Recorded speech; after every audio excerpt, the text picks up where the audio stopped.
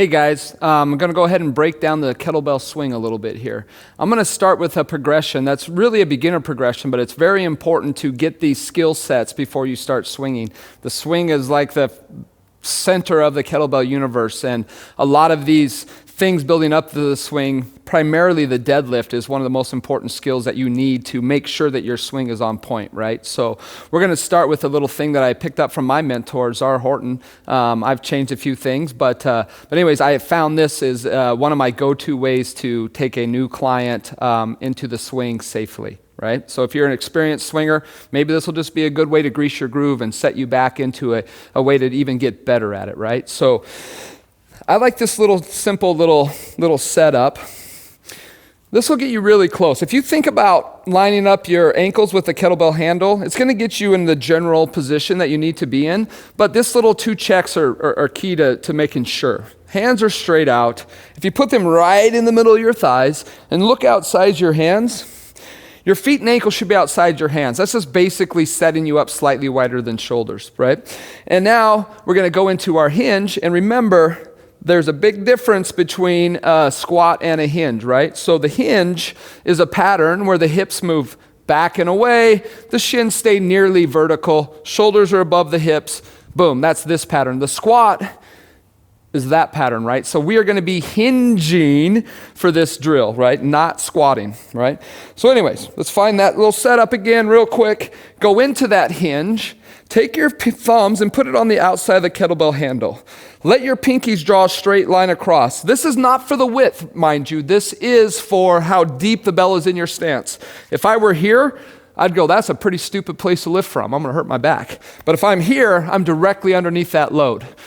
And just for fun, humor me, look down at it, study it. We're going to call this A position. Now, close your eyes, don't peek. Now open them and look down and see if the load is still there. Well, holy shit, right? The moral of this story is once you get set up, look all you want. But if you start your lifts by going like that and looking for the load, you're setting yourself up in a poor position, right?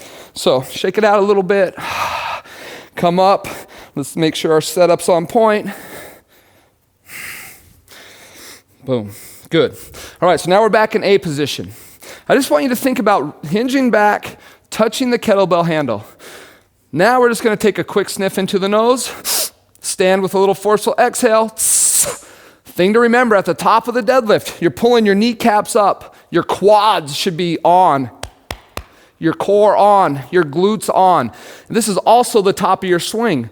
Again, why this is so important. So anyways, let's get down here. Touch the kettlebell handle, take a sniff, stand. That's a basic pattern, right? Another thing to consider is our shoulders. Before we deadlift, we got to think about anti-shrugging and connecting our whole body to the load. If you're up here like this is about the weakest position you can be in. But if you anti-shrug, I'm thinking about connecting my lats all the way to my heels, right? So if we have that thought when we get into our hinge of anti-shrugging, now we're connected to the load, right? We're connected. All we have to do is sniff and push the earth down. I don't even think about lifting. Sniff, find that plank position for about 2 seconds. Put it back down. Shake it out a little bit. Look down. Is the bell still in the same position or did it creep away from you? It's very important as you do this that the kettlebell starts and finishes in A position. So there's our deadlift, right?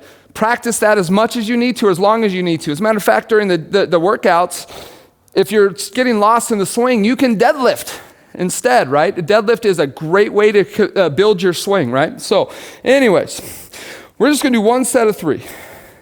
Connect, anti-shrug, rock forward a little bit. That's not where you want to be. Rock back a little bit. Somewhere between forward and back, you're going to find this perfect balance where you're wedged to the load. Sniff, stand, plank, park, sniff, stand, plank, park. Last one. And I recommend holding this position for 2 seconds every time you deadlift. Hold the plank position. What that translates to, swinging. 1 banana, 2 banana. It's very important that you are planked when the bell is leaving the body. If the kettlebell is out here and your butt turns off, your back pays the price. If you start moving away from the bell too soon, the back pays a price. So holding that 2-second plank is training you to be able to maintain this position until the bell gets back to you, right? So that's the thought.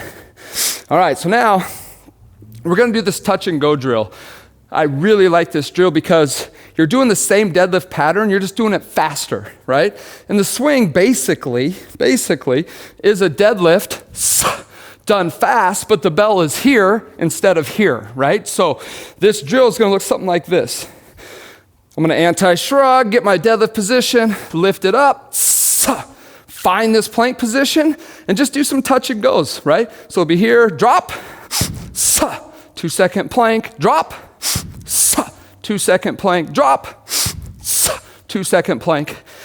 That could be substituted for a swing if the swing isn't going that well. It'll definitely help you build that ballistics and keep that hinge pattern and working on your breathing too, right? So once you feel good about that, now we're gonna play another game. This one's really important. There's a lot of triangles, and they're the strongest things on the planet anyways, right? But there's a triangle here in your kettlebell swing. There's a triangle here. But the most important triangle is between the knees and the nether regions. Right here, this triangle, if you were to keep kettlebell as high as possible in this triangle, and it comes out as high as possible in that triangle, more than likely your hinge pattern is safe and strong. If you go into it and the bell goes below the triangle, more than likely your technique is off, right? So we're just gonna do a couple, what Czar called the B games. We're gonna pick up the bell, remind the body where it's gonna finish. And we're just gonna push into that triangle, plank, plank, 5, 4, 3, 2, 1, and then park it safely. That's that, right? So once you feel comfortable with that, then you can start learning the hike. I don't teach the hike from the ground first because all it takes is one bad hike and you try and come out of it, you can throw your back out. Not good, right? You can practice your swings in that standing position for as long as you need to. Once you square it away, then start the hike, right? So for the hike, and again, situational awareness, right? Always make sure where you're working, that your workspace is clear and free. So for the hike, we need to create this nice angle that we can be in our hinge and reach out for the bell and still have that packed feeling of the get up, right? So if I approach the bell and the bell's way out here, that's not a safe position, right? So the hike, we're gonna find our nice hinge, tilt the bell toward us, and then just do a couple hike and parks. Bring bell to the hips. Sa, sa, sa. The biggest things that you want to watch for when doing this is not letting the shoulders follow the hips. If the bell's too low in the triangle when you hike it up, you're going to follow the bell. The trajectory of the bell goes up that way. So again, set up, hike, park, park, park. And that's just learning how to maintain that nice strong hinge position when you're throwing this chunk of iron that wants to throw you off balance, right? So once you get that down, the next progression is the power swing, just the 1 rep kettlebell swing. And how that works, you put all this stuff together. The hike, the plank, the float, the hike, and the park. Great way to practice your swing. So you tilt the bell towards you, get connected, shoulders above hips, hips above knees, sniff on the in hike, boom. Notice my arms are nice and long. Do a couple from this angle. You do not want to T-Rex your swings. You're just cheating yourself when you T-Rex the swing. The work is made from that bell being out here and you not letting it take you. So nice long arms. Connect, hike, boom. One more. The bell just floats up there freely. I'm not lifting it, I'm just driving it away from my body. Once you get that down, you just simply go into the swing. Set up, hike, keep it in the triangle, find the plank, nice long arms, park it safely every time. One more set of 5. Pack it in, hike, float, planking, parking.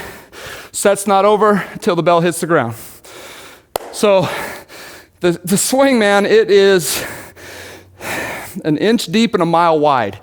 You could spend 10 years, I'm still doing it, working on this thing, but just remember, all these little skills lead to the quest of perfection, but it's really hard to get there. So keep swinging smartly, use regressions if you need to, and stay strong, my friends.